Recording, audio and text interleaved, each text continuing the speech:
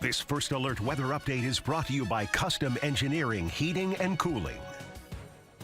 And temperatures across mid-Michigan early this evening, still on the warmer side in the mid to upper 60s as of about 6:40, even a spot in the 70s at Lapeer, 71 degrees to be exact. And these temperatures following up the warmest February day on record. The old records in the mid to upper 50s. We blew past those today. 74 at last check in Saginaw and Flint, 69 the high temperature in Houghton Lake. We'll see if any of those numbers fluctuate just a little bit once we get the official numbers a little bit later tonight. But that is, again, good enough for the warmest February day on record, and we did it by a pretty good margin. We are keeping an eye on showers and thunderstorms off to our south and west, mainly along this warm frontal boundary first. There's not much happening along most of the front, but now we're starting to see some showers and storms develop just west of Chicago. Several severe thunderstorm warnings and even a tornado warning now. We expect the severe weather threat to be greater in these areas, but we will have to watch those storms closely as they move to the north and east tonight. The main window for severe weather for us primarily between 11 p.m. and 5 a.m. on Wednesday. Large hail is the main threat for us. Around an inch to an inch and a half seems like the most likely scenario for any hail that reaches severe levels. Gusty winds and lightning, also a few things we're keeping an eye on. There is a non-zero tornado risk. We're not completely taking it off the table, but we think hail and straight line winds are bigger factors for tonight.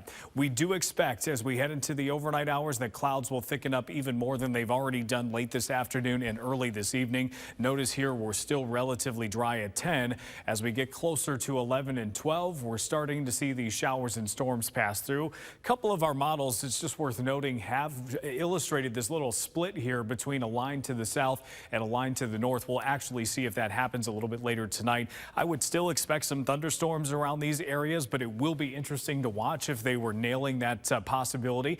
As they move off to the north and east, they'll move around 40 to 50 miles per hour. And again, I think as they move through, even though it's been warm at the ground today, temperatures aloft are still relatively cold this time of year. So the freezing level pretty accessible for any thunderstorms that want to produce hail. Now, early tomorrow morning, we get a break from some of the precipitation, and hopefully during that time, we have a chance to use the wind to dry ourselves out a little bit, because we do drop pretty rapidly below freezing as we go through the rest of the morning and also the early afternoon. Notice we've got a lot of temperatures that are around the 20s. If there is any remaining moisture on the roads, that could lead to a flash freeze and also icy conditions early tomorrow. That wind expected to be roughly between 30 and 40 miles per hour, very commonly across the area tomorrow. I think some of the gusts could reach 45 to 50 miles per hour at times in localized areas.